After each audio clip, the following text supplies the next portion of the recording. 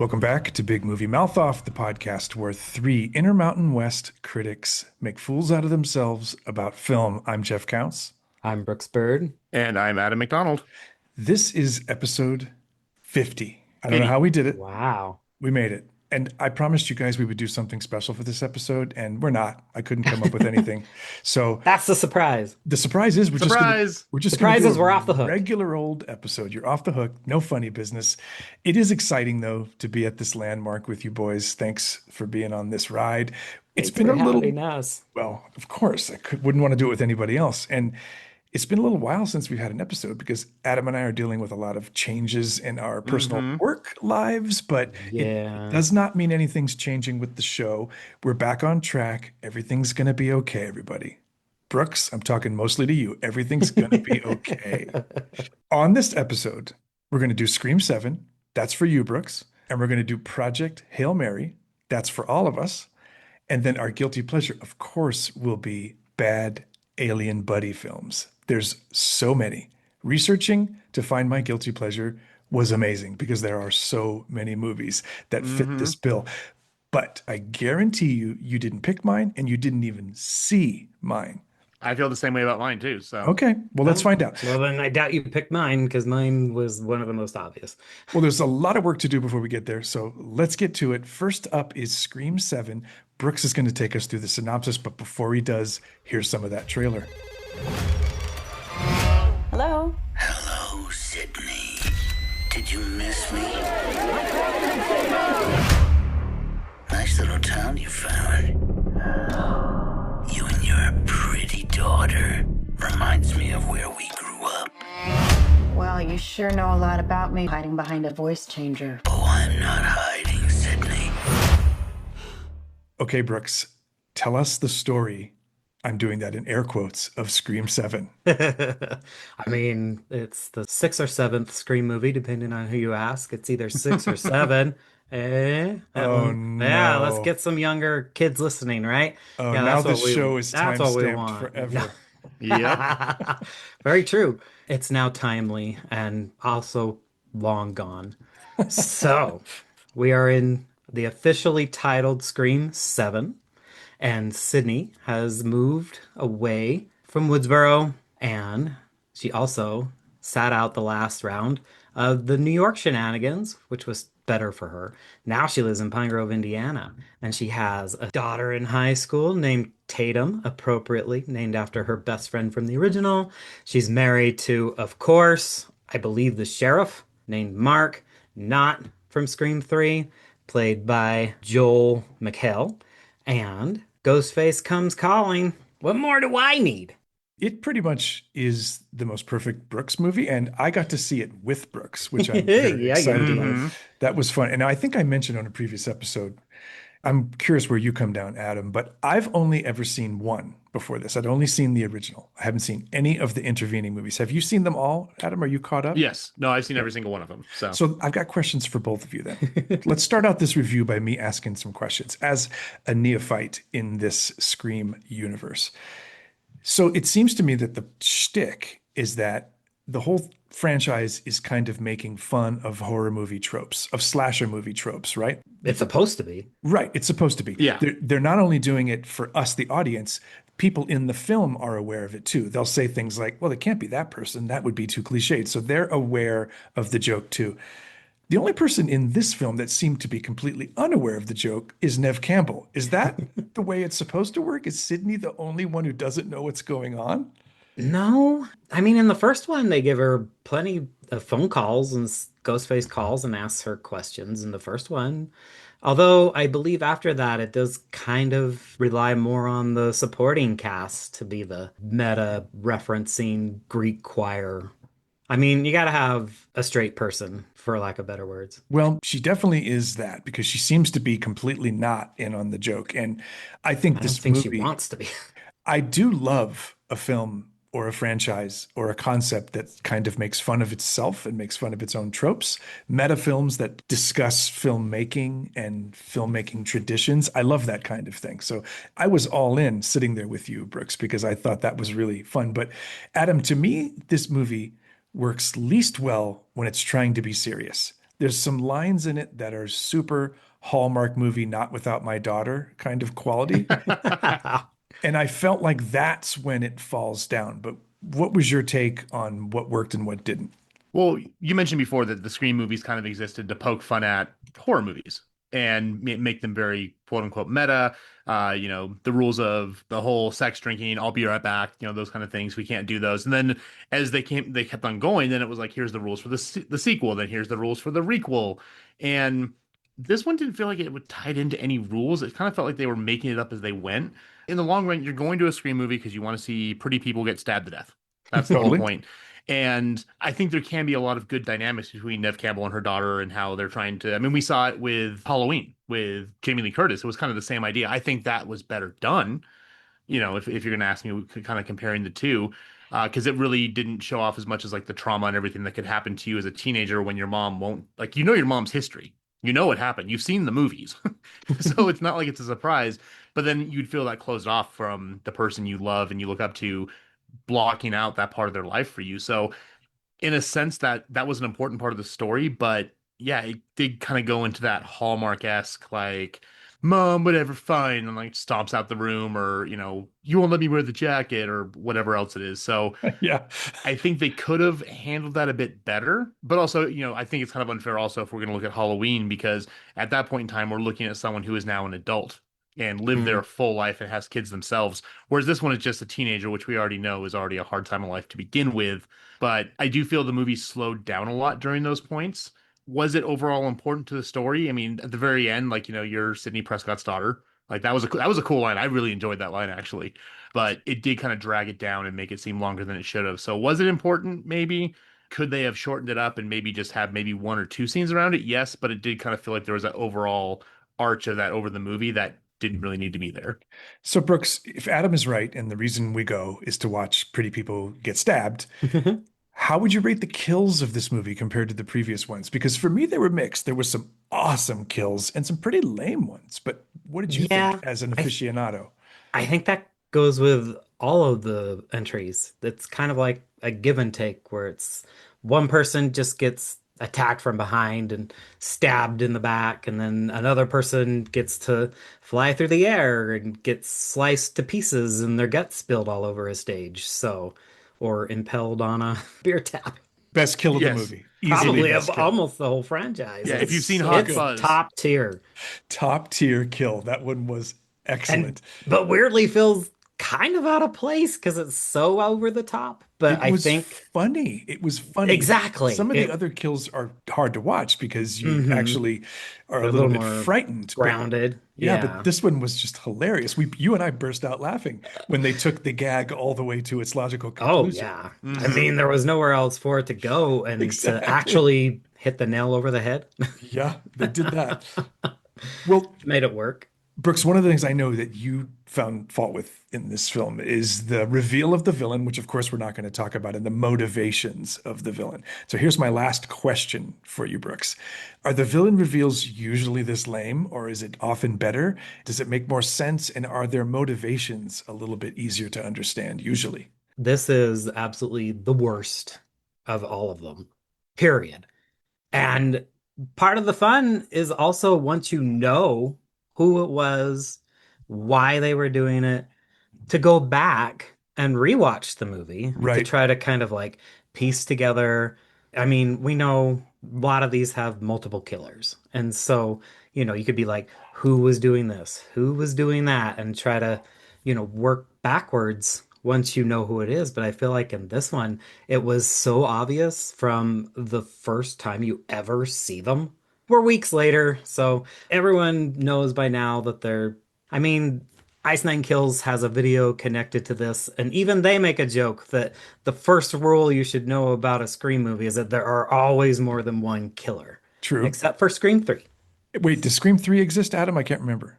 Yes. No, Scream 3 exists, and then it jumps Scream to 3 5. is. Then it jumps to Yes. 5. Okay, Yeah, yeah. exactly. There was some There's lost that time fan in there. film that disappeared. Yeah, just wanna I get blame the John timeline. Titer. So Well, Adam, do you agree about the villain reveal in this one? Did you find it as lame as Brooks and I did? I think the first thing I said when I walked out was that was such a fun little horror movie until it completely craps the bed in the third act. Yeah. Yeah, because the moment okay, killers, like whatever. We already kind of talked about that. The moment you see them, you're like, oh, they're the bad guy. Like there was no like trying to figure it out. It was just immediate, like, okay, I get it. So when the mask came off at the end, you weren't surprised. And there's a lot of little red herrings they're dropping, a lot of stuff with AI and some other things. And you've seen the trailer, so you know it's all about Stumacher allegedly coming back and being the killer. Is he alive? Is he alive? Because that's been the huge fan theory since I think probably Scream 1 was that Mm-hmm. Stumacher's still alive. Because did you ever really see the body?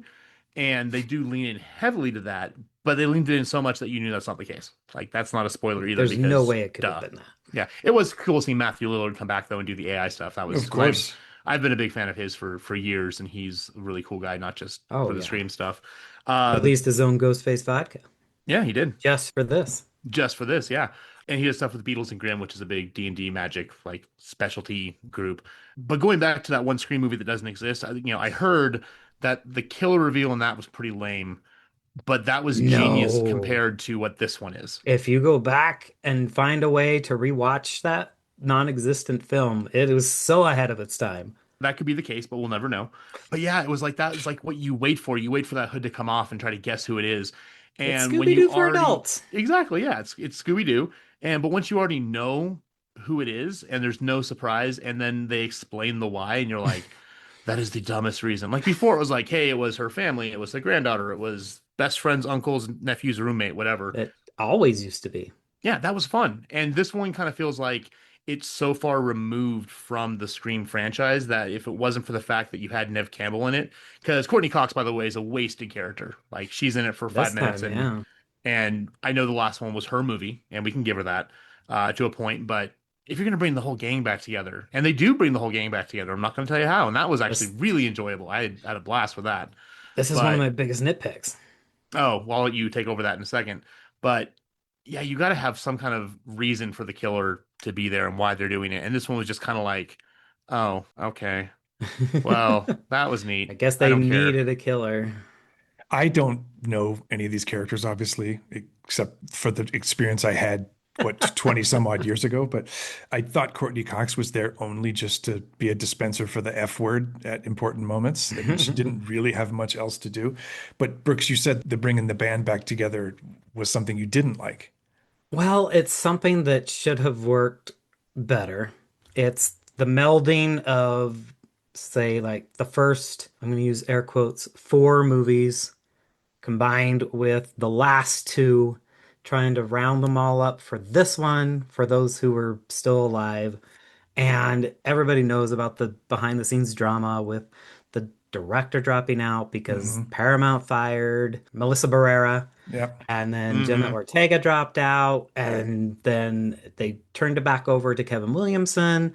And from what I saw, I understand they gave him like $500,000 to rewrite it, but it's a case of two screenplays impeding on each other very clearly. Like a Frankenstein's monster. kind of thing. Yes. Where it's like, okay, we're going to use this scene from this script and that scene from this Yeah. one. Yeah. And they just kind of, instead of rewriting the whole thing, I feel like maybe they just paid him to copy and paste them together. Or maybe they used the AI they kept talking about. Yeah, that may have been better. Well, let's jump to scores. I'll go first since I have the least valuable opinion in this room right now because I have the least Because you've credibility. seen two of them. I've seen only two of them, and this is one. The movie starts with this interesting setup where this couple goes into like a Scream themed house. They do this. They It's do a Scream tours of house. Stumacher's house. I know. So The they real house. It is so- an Airbnb. So they go into it. It's again the breaking down of the fourth wall. Their world, our world is kind of the same. And I thought after seeing that scene that that's kind of what I was about to get. It was going to kind of be a funhouse version of this universe. It's not. It's totally fun though. I had a good time with it until the end. I'm not sure that I'm going to go back and watch the rest of them, Brooks, but I promise you I will watch 8 with you when it comes out. My You score at for least watch two. we'll see. You should watch 1 and 2. If anything, you should see those because 1 is a very, very well made movie. Well, if you Like- add up 1 and 2, it's higher than the score I gave it because I'm at 2.5. I'm at 2.5. I think it was a fun experience. I'm glad I was there. Mostly, I'm glad I was there with Brooks. So, Brooks, speaking of you, you get to go last. Adam, what do you score this? I'm right there with you at 2.5. So here's the thing is, it's a fun movie. I enjoyed it. I will watch it again. I will buy it on 4K when it comes out because I've got every single other one of them. even the one that doesn't exist. I think it's a pirated copy because it's a Scream movie. Again, you're watching pretty people get killed. It's entertaining. It was great seeing Matthew Lillard back for his little video parts, but I kind of feel like we're running out of steam on how to keep doing this with the Nev Campbell, Courtney Cox kind of family line. I almost wish they would just start over from scratch. And didn't they kind of do that with the MTV series, or was Oh, it it tied has in? nothing, none of that series has anything to do with Yeah. these. But I believe I heard that it was supposed to Yeah, at that's what I some heard point, too. that like it was going to be that the Scream series on MTV was like based on Stab, Yeah. and that it was going to be like a TV show within. Within Yeah, the universe kind of thing. So, exactly. and it's pretty brutal. Like I've seen some of it and it was enjoyable for what it It had was, but some good kills. no, yeah, it did. But I really think that if we're going to move forward with Scream 8, and we want to do something like we kind of got the reboot a bit with Scream 5, but let's truly put it into a new world with new people and maybe not fire everyone when they say things. But two and a half.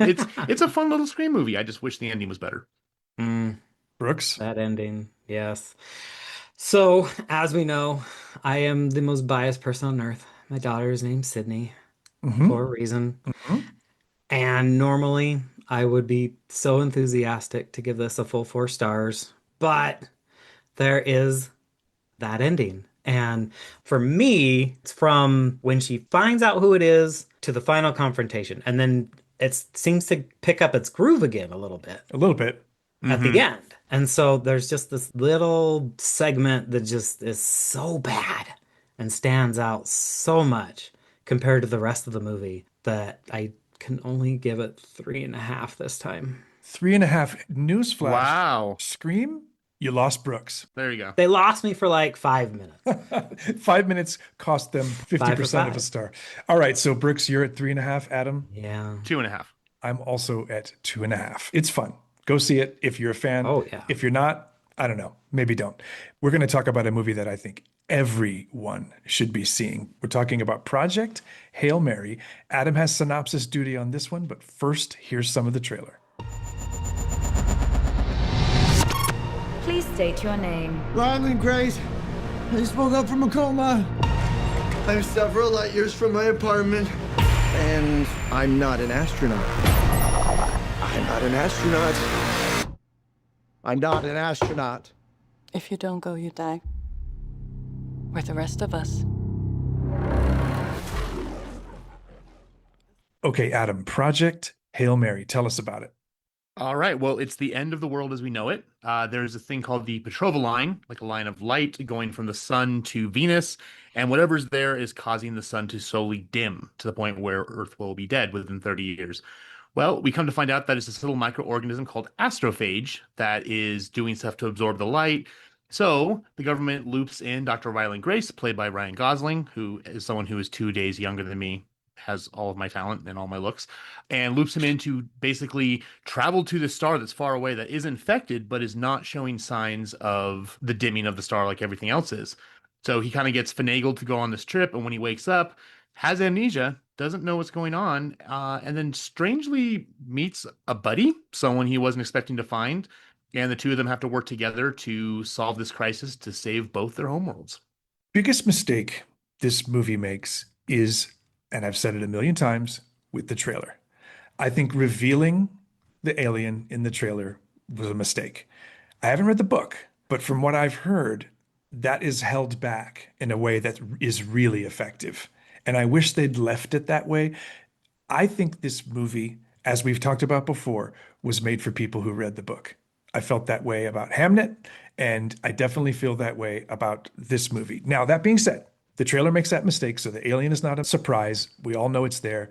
But the thing this movie, I think, does so well, and it's the same thing that The Martian did, is that it's not afraid to just be heart on its sleeve, hopeful, and joyful. My walkout comment when we saw this, Brooks, you and I, again, saw this one together too. And when we walked out, and we always tell the studio reps what we thought, I said, this movie is a little sentimental, and I had no idea how much I needed that right now. Yeah, that's true. It's just pure positivity, best of human nature, best of non-human nature.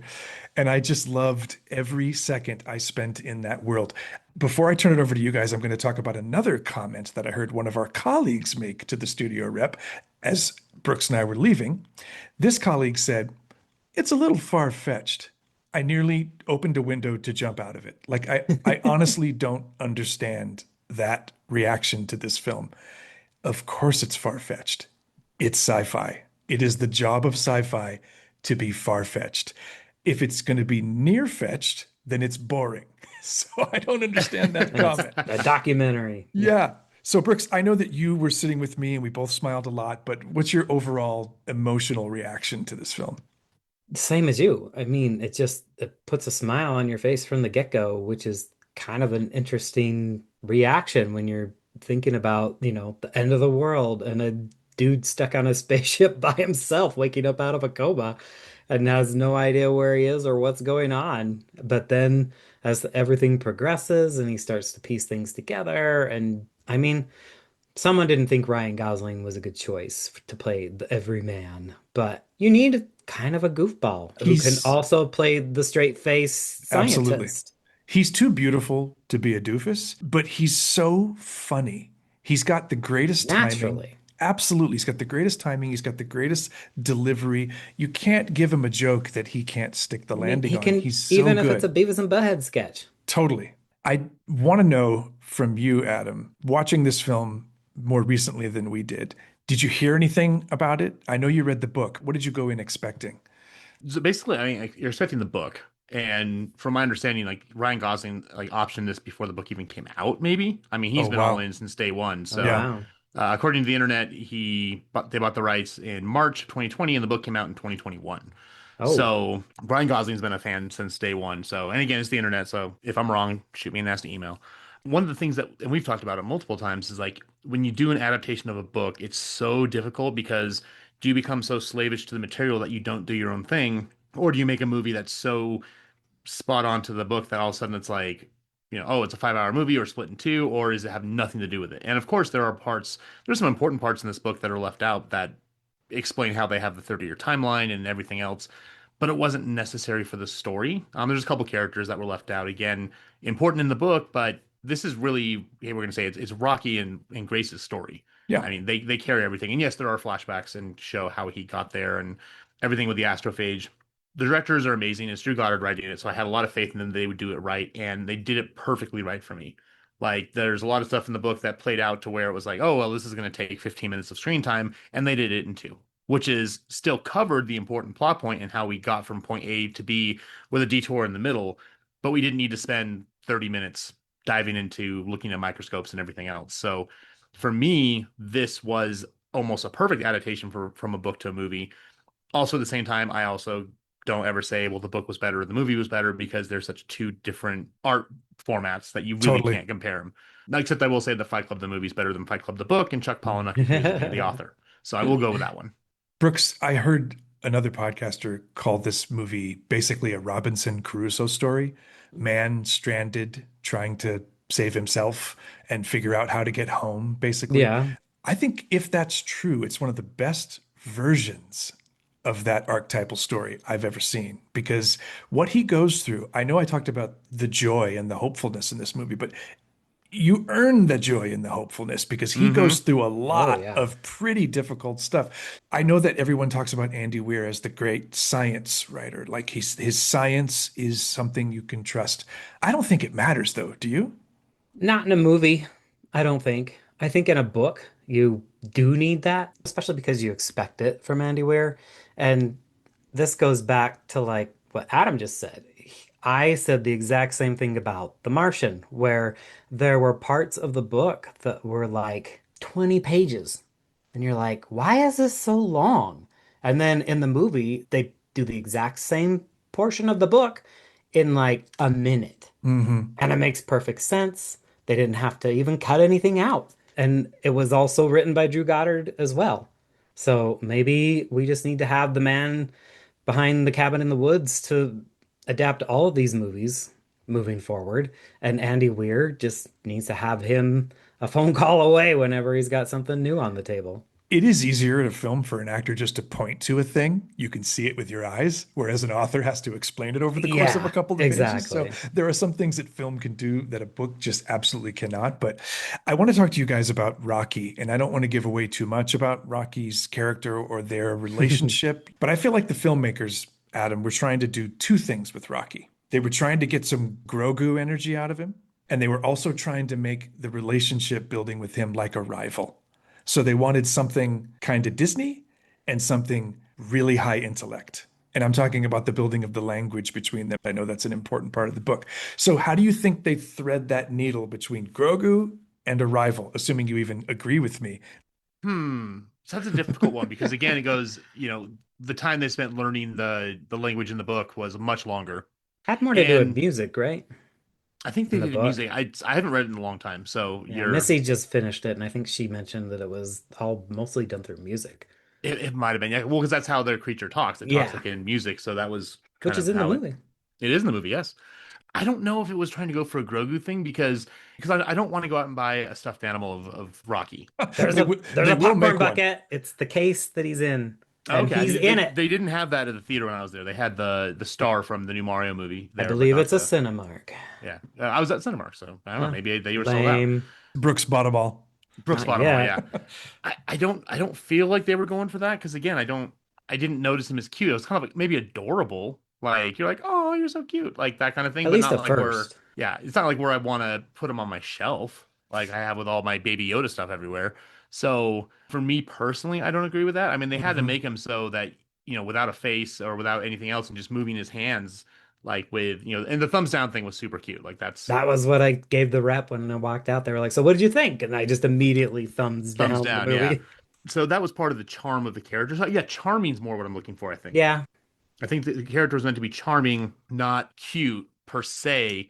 It was a very unique alien. Like I can't say that I've Hmm. seen other aliens like that in other movies and stuff.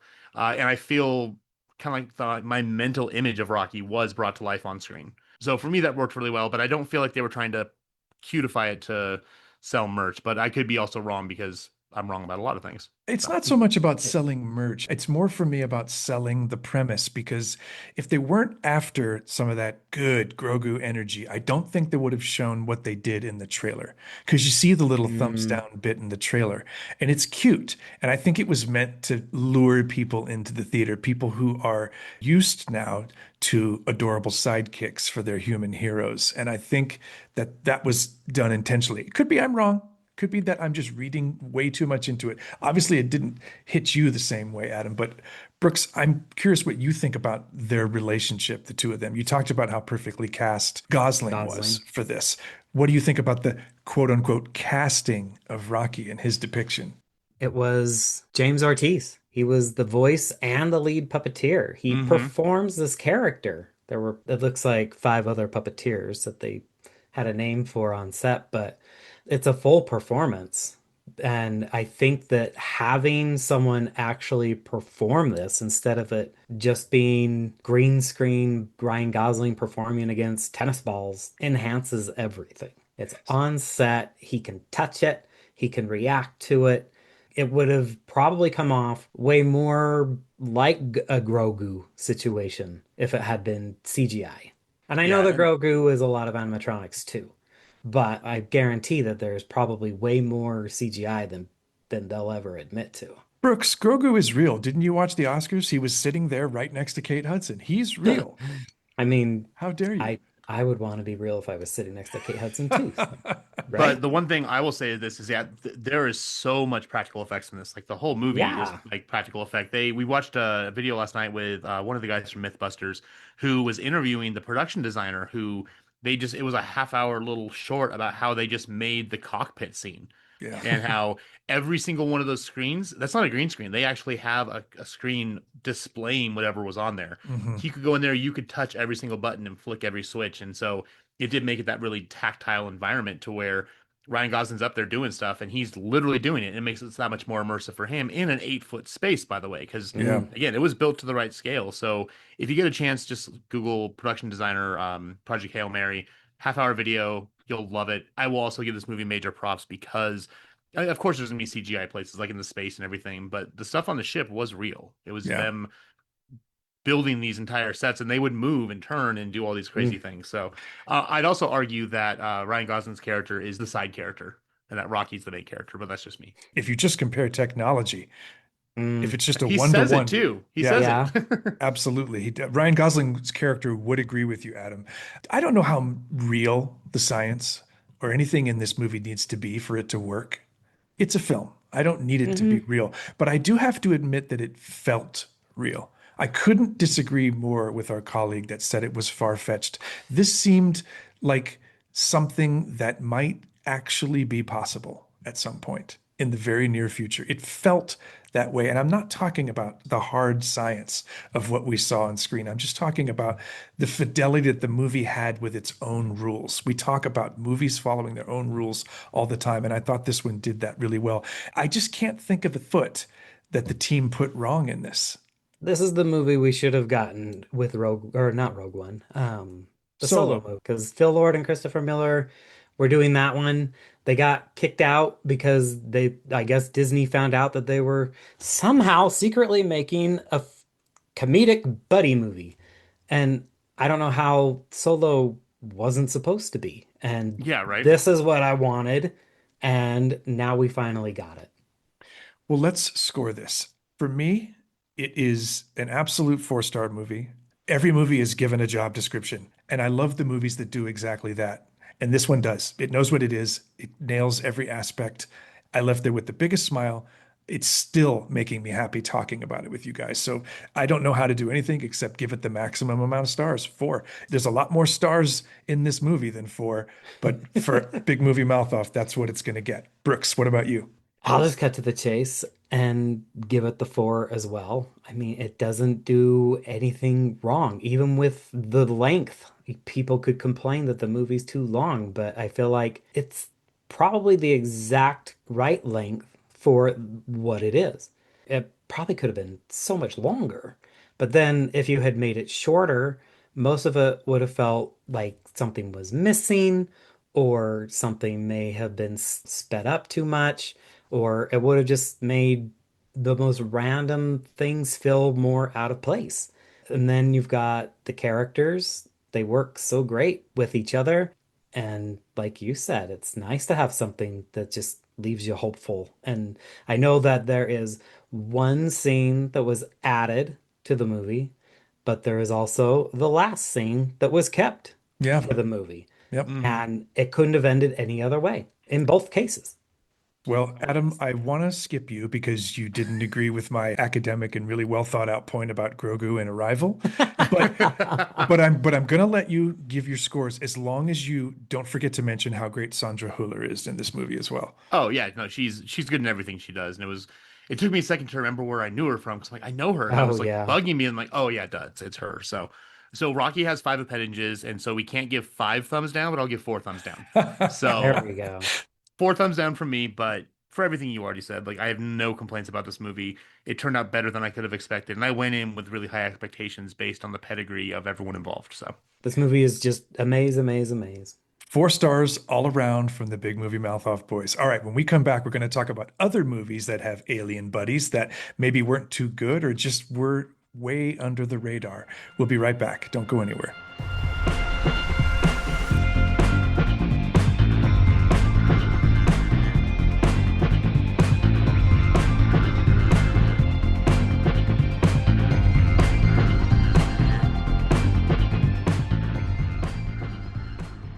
Welcome back to episode 50 of Big Movie Mouth Off. Guilty Pleasures Alien Buddy Edition. Brooks, you get to go first. Well, I didn't have a million things to choose from, like it sounds like you did. So I just came up with one that popped up really quick, and I was like, oh yeah, this is great. I love this movie, and most people hate it. And that would be 2011's Paul. Oh, I almost went there because I absolutely love it. I Oddly, do too. the movie that I chose, I think, is a successor to Paul, and we'll get there in a moment. But say why you love it. Well, it's exactly what you would expect from these guys. It's Shaun of the Dead in sci-fi. I mean, they didn't have Edgar Wright directing it, but I feel like this movie just is so jam-packed with amazing references to other movies and just the jokes. And then you've got obviously Simon Pegg and Nick Frost, who just can do no wrong with each other. Then you got Jason Bateman, Kristen Wiig, Bill Hader, Blythe Danner, John Carroll Lynch, Sigourney Weavers, and Seth Rogen playing Paul. So maybe that's why people didn't like it, because it was just they didn't like listening to Seth Rogen for another 2 hours. But anytime you can squeeze that amazing of Jaws reference into a movie, I'm gonna love you forever. It's a great choice. Paul from 2011. Awesome. All right. I'll go next because I said mine is a spiritual successor to this. I also accused both of you of not having seen it a few moments ago, and I Here want to we see if go. I'm right about this.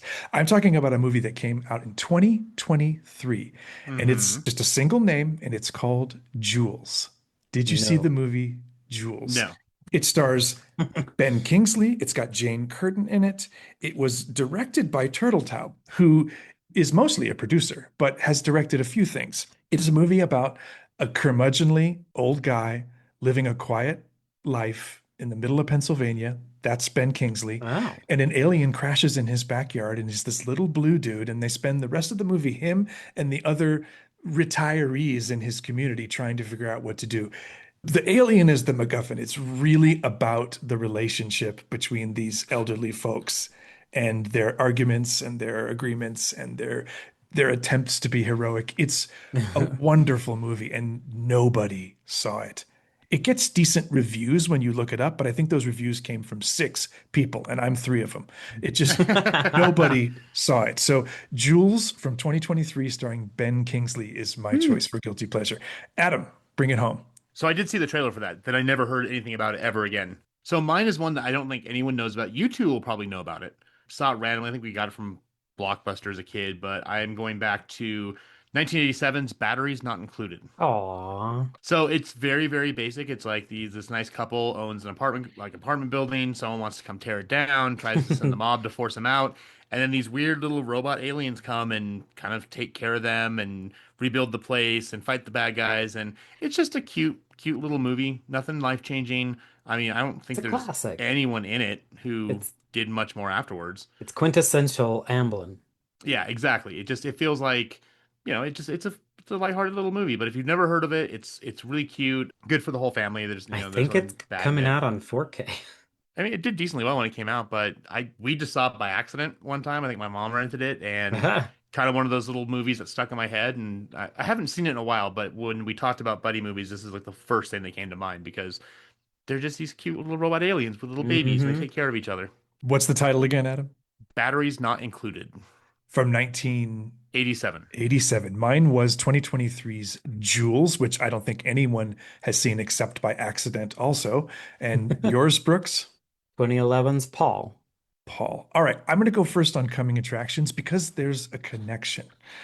My coming attraction is a movie that I'm excited about and also really worried about because it has one of the most unimaginative and terrible titles I can remember.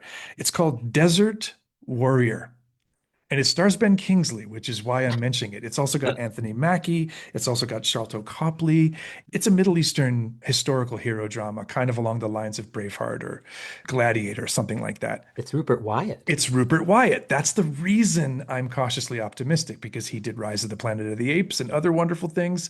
So I'm trusting Rupert. I wish he'd been allowed to give this movie a title because it seems like AI gave this movie a title. Desert Warrior is the least inspiring thing I can think of, but it looks pretty good. Watch the trailer, you guys, and we'll talk later and see if you agree with me. Brooks, what are you looking forward to? So I'm kind of surprised that I haven't brought this up before. It is a rite of passage for a new generation to discover Faces of Death. I've never What? seen it. You haven't seen them? I've never seen any of the Faces of Death. What? No.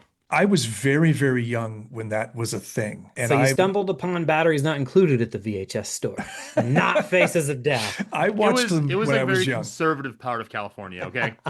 Ew. They're not easy watches, that's for sure. Well, what's funny is we used to watch them all the time growing up, but it was only because we knew they were fake. But they're done so grotesquely. It's put Super together gross. so disgustingly Yeah. that it really makes you wonder whether it could be real.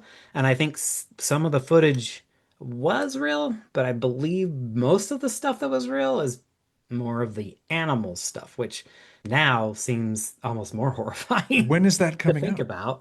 It is scheduled for April 10th. April 10th. And it's a film or a It's television show? it's a film, Oh boy. Well, I forgot to mention mine is April 24th. So you can see but Brooks's movie first and then mine. this one's taken like a meta approach. I think Okay. it's someone is recreating the original Faces of Death kills or something like that, and Hmm. someone's trying to figure out whether the new videos are real or whether they're fake, and It sounds like 8 millimeter. It's horrible. It shows people jumping off of buildings. You see them hit the ground. It's getting awful. eaten by alligators. Yeah. All right. Well, you might be the only one looking forward to that, Brooks. I usually am. Adam, make us feel better. All right, so we have seen nothing about this movie. There's been no trailers. There's been nothing coming out for it, but it is allegedly releasing this year. And could we not be any more excited for Godzilla minus zero? Oh yeah. Oh, they're supposed to be premiering footage soon. Allegedly at one of the, is it South by Southwest or one of the One of the upcoming? festivals, Yeah, yeah. but same director. It's going to take place. I believe it's actually a direct sequel to Godzilla Hmm. minus one. But that I think is up there with probably aside from the original, like my favorite Godzilla movie. Oh It's my definitely the best they've done in goodness. 40 Oh yeah. years. And same director, same company. Maybe they have $10,000,001 this time, but You know they have yeah. more money. Oh, I'm They sure won they those do. But Oscars. They have more money now. I can only imagine how much better it might look. I hope it doesn't Yeah. spoil the feeling of it That's because true. what they created was absolute magic, and I want them to Stick do with it what again. works. yeah. Absolutely. So again, we haven't seen anything of it. I've seen a poster. That's about it. And I couldn't be more excited because the first one, I didn't think I'd be into a Godzilla movie again after being, since I was a kid, and that one blew me away. So Godzilla minus zero, date pending. Mine is Desert Warrior. Sorry about that title. April 24th. And Brooks? Faces of Death on April 10th. All right. Well, that's going to do it for episode 50. I suggest, guys, that the next time we meet, we start on another 50. What do you say? Works for me. All right. I'm here. What a journey. I can't wait to get to 100. Can't wait to see what the next 50 bring. Until then, I'm Jeff Counts. I'm Brooks Bird. And I'm Adam McDonald. Thank you for being with us.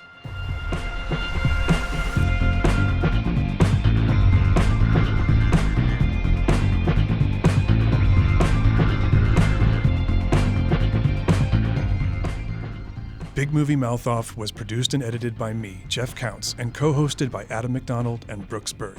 Our theme music is written by Brian Z. Richards, and this show is dedicated to the memory of our founders, Jeff Michael Weiss, and my partner in crime for over 5 years, the incomparable Jimmy Martin.